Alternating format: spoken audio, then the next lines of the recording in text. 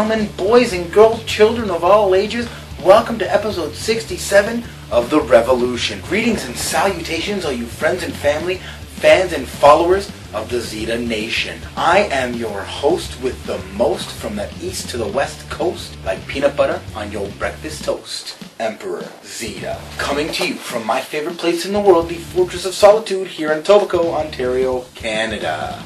So this week, just another week in the life of the Zita Nation, but I just wanted to send a big congratulations out to our brand new MPP for Etobicoke Lakeshore, Mr. Doug Holliday, the former deputy mayor, former mayor of Etobicoke, and hopefully the man to bring about change at Queen's Park. Hopefully this means we are seeing the beginnings of the Liberal government being taken out of power here in Ontario. Anyways, that is enough from me. Let's get on with the show. Rock and roll, baby! And here we go.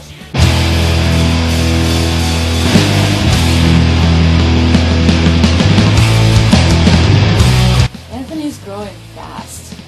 He's almost 7 years old. He's past the 6.5 mark. He is now in a walker. He knows how to go backwards, sideways, but can't quite grasp his forward concept. So now he's wheeling himself all over the playroom and making trouble. He stinks more and more with more solid foods that are introduced. He does not like peas, and he's not a fan of blueberries, but so far everything else, he just can't seem to keep it down fast enough. So quite a little heated, and this is poopers. Sound-wise, he is pretty much the same, except he's laughing more. Still only the one word, da-da, which sounds like da-da, so I'm not convinced of what he said, da-da. Although, nothing much more. We went to the zoo, and I'm not sure, he really seemed to like the white lions, seemed to like the penguins. Extremely ticklish. With his feet, inside his thighs, on his sides, on his armpits. Hilarious.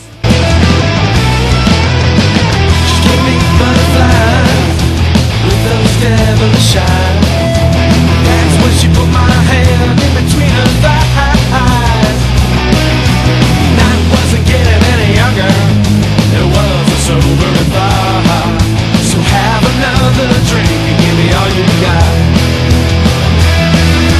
Let me go. They come and rock your world.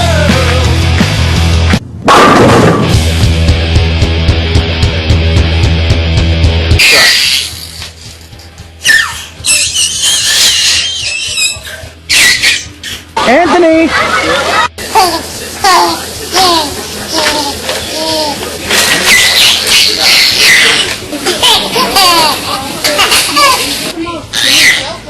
Okay.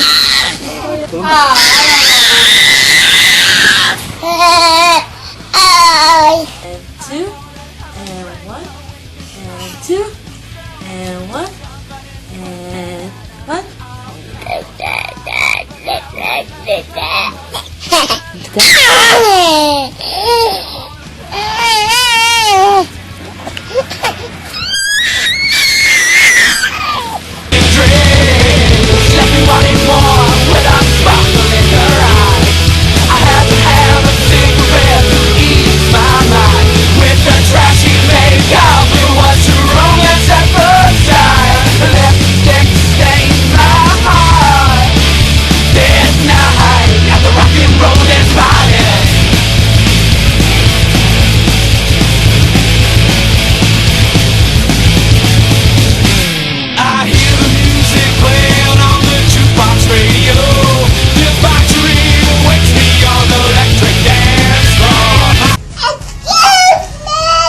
I hope I'm not the only one that thinks these 3-hour Raws are getting really, really long and really, really boring. At least SmackDown's starting to get a little bit better.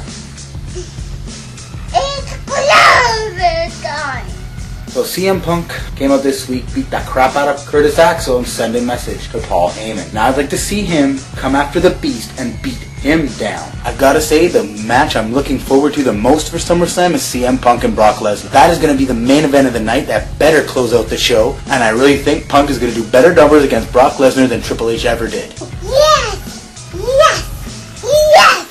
Then the WWE Championship has got Daniel Bryan taking on John Cena. I really see Daniel Bryan winning this match. I think they've invested too much into him to let him just fall by the wayside. The only problem I see with it is Daniel Bryan will win the match and then have a Money in the Bank briefcase cashed in on him by Randy Orton. And him and Kane had a fantastic match on Raw, but that was a match that should have been built up to a pay-per-view with the split of Team Hell No. Instead, they just threw it away on free TV. We more.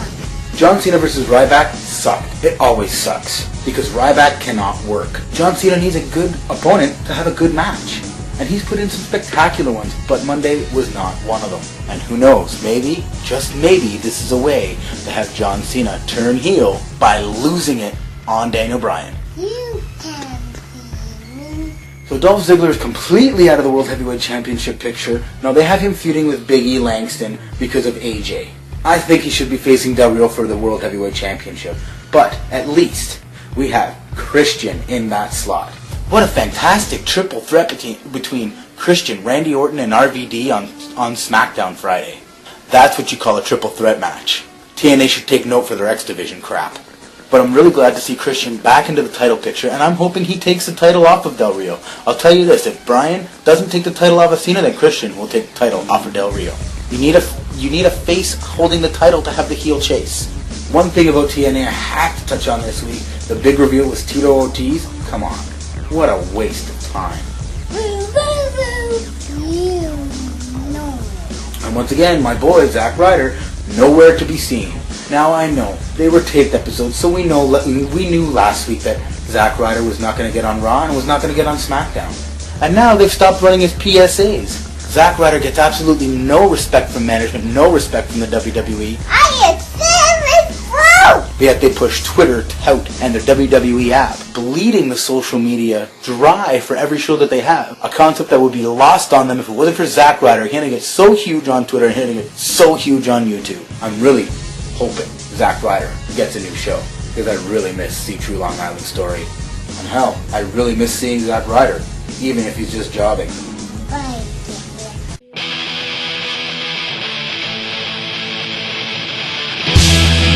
Covered up, and you're fine. Here she goes. Honey, there it is, dear. Let's put some juice and pop, baby. I'm not a baby. No, you're big, baby friend. And a tattoo of a ball. Because it's going to be a bad storm. Because I'm going to go to work, Lily. I almost slipped, Papa. I'm excited for the water, baby. And I'll be on the truck. I'm going to be this car, okay, Papa? You can be the monster truck. It's a dragon. The dragon's so cool. Then you see the kangaroo. Boom, boom, boom. It's messy in here. That means I can't go through. I have to wait because it says no people allowed. Well, I'm still going to go through. It says no papas allowed in this car. See? No, not allowed. You are not allowed. Just a fucking road. You better pace yourself 'cause it's time to show. When you get that feeling, don't let it go. Don't let go. By the flip of a switch, everything has changed. With no memory of trying to recall, electric nights leave me waiting for the fall. Waiting for the fall. Waiting for the fall.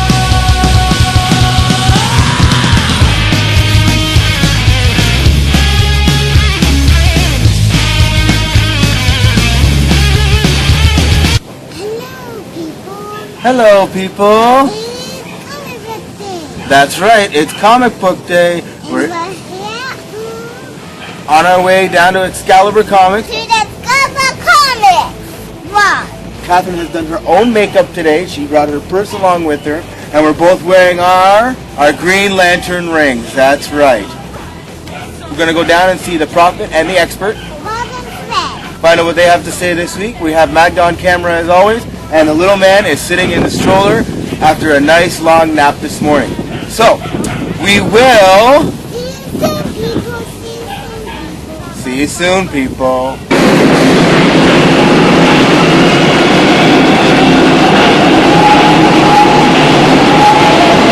So we're back down here as always on Wednesday at Excalibur Comics. Catherine's already headed up the stairs. She's already gone up into the store. My beautiful wife is sitting here because she's going to carry the stroller up the steps of doom, right, honey? I guess I get to carry the stroller up the steps of doom. So we'll see you guys inside. I have the little man just waking up down here. Rob, once again, escalator, my friend, escalator. Going up the steps of doom.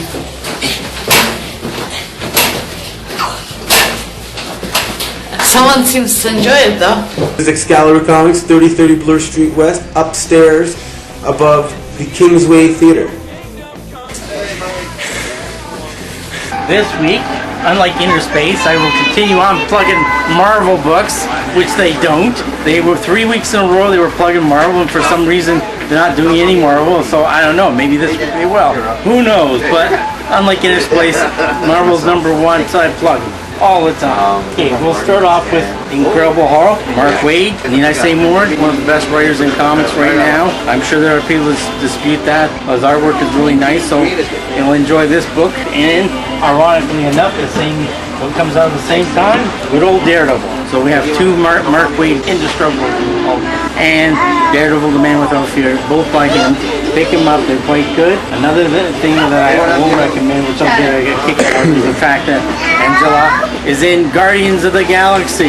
What a surprise. Before Todd McFarlane, I had a dispute with good old Neil Gaiman over this character, and now here we have her in a Marvel comic book. So it's interesting to see what they shall do with the character. Hopefully there'll be some very interesting stuff going on with her. So I recommend you guys pick up the book just for the sake of having this one character from Spawn into Guardians of the Galaxy Marvel comic book. Another book I'm going to recommend, even though I'm sure Alan Moore loyalists will be against it, and that's Tom Strong. Peter Hogan's writing the Tom Strong book. This is a very good book. Even if Alan Moore is not working on it, Tom Strong is always quite popular, and it's a good character. Simple as that. But well written, well drawn, and for $2.99 you can't go wrong. Another book I have, unfortunately can't pull out right now, and that's The Hour of the Dragon with Conan the Barbarian, or I should say King Conan's Hour of the Dragon. Very good. Nice, well written, and beautifully drawn. If you're a big Robbie Howard fan, which I am, that book from Dark Horse I would recommend strongly to you. Okay? Loblaws bought over shoppers. First thing I thought, place buying a chemical or cosmetic, right? It doesn't match. But when you think about it, you look in the Codex Alimentarius, you realize that eventually all the food they're going to give us will have no nutrition. So you're going to have to buy the vitamins anyways. You look at Maple Leaf Farms when they had all that E. coli scare and stuff like that. People are dying. They're saying, oh, they need more stringent measures. Well, I think the stringent measures they're going to implement will be irradiating all the food. When you irradiate all the food, you don't have any nutrition. You go about planning the E. coli, create the problem that you have to solve this outbreak all the time. You have the spinach in the States, sometimes the E. coli, you have the cold cuts and stuff like that. You eventually get the ruling that, okay, all this food is contaminated, we gotta always irradiate it, kill all the germs. You kill all the bacteria, some helpful and some not, you get nothing, you get no nutrition at all. And then you'll have to buy the vitamins. That's what Codex Alimentarius is about, and they want to implement that in a few years where they sterilize every food you eat, and therefore you get no nutrition. And you'll have to buy the nutrition from the big companies, the pharmaceuticals. Right? Next thing I talk about is Detroit. Detroit, they said, is bankrupt. Well, if you're a good accountant, you know what they're doing. Basically, it's saying, oh my God, I owe the bank $200,000 in my mortgage. I got to pay them within the year. Therefore, I'm bankrupt. You don't take account all the monthly fees you have to pay in the future. You just bring all the expenses to 1 year, and then you call yourself bankrupt. If we do that as individuals, we go to jail for fixing the books. but the government works on a cash basis, whereas the corporations, the individuals work on an accrual basis. Detroit is not bankrupt. They have so much income coming in, and it's more than basically all the expenses they have. But they brought all the expenses to 1 year. All the electrical bills, everything, all the mortgage bills, all due in the 1 year, as opposed to spreading it on 20 years. They have enough money to pay the bills. They're just showing you accounting wizardry kind of thing that, you know what, they don't have the money, but they do have the money. In fact, if you look at all the states in America, and then probably in Canada, all the provinces too, they have 2 sets of books, and they always say, oh, they're always short of money all the time, but they don't show you the other side of the books where the income is coming in. They only show you all the expenses, and they bring forth the expenses because they work on a cash basis. They don't work on an accrual basis, which is basic accounting regulation for all the corporations and individuals. Only the government can work on a cash basis. Therefore, they can say, oh, we're out of money, we're bankrupt, we have to raise tax. Another thing about the Detroit is, eventually they're going to buy up all the land cheap, and then you get that, again, Agenda 21 coming in. You will build condos, and you'll build a park, and you'll create a society where everything is dense and packed, just like Agenda 21, decreed by Bush Sr. and Maurice Strong and all those guys who to say we want to centralize all the population into large cities, and everything else, 80%, 90% of Canada and the United States will just be green, reforested. You get the people out of Detroit, you reclaim the land, you build a city the way you want it, Agenda 21 wise, and then you bring them back in. Well, unfortunately, another week is over at the Zita Nation. Thank you for joining us here for another episode of The Revolution, and come back next week for a brand new episode right here on YouTube. Go back and check out all of my other episodes right here on YouTube, and subscribe to my channel, one word, Emperor Zita. That's right here on YouTube. Pick up your Drop Dead Pinups Electric Night CD, find them on iTunes, and follow them on Twitter for news about their brand new album at Drop Dead Pinups. Don't forget to follow me on Twitter at Emperor Zita. Head down to Excalibur Comics for all of your comic book related needs. And I am the Ayatollah of rock and roller.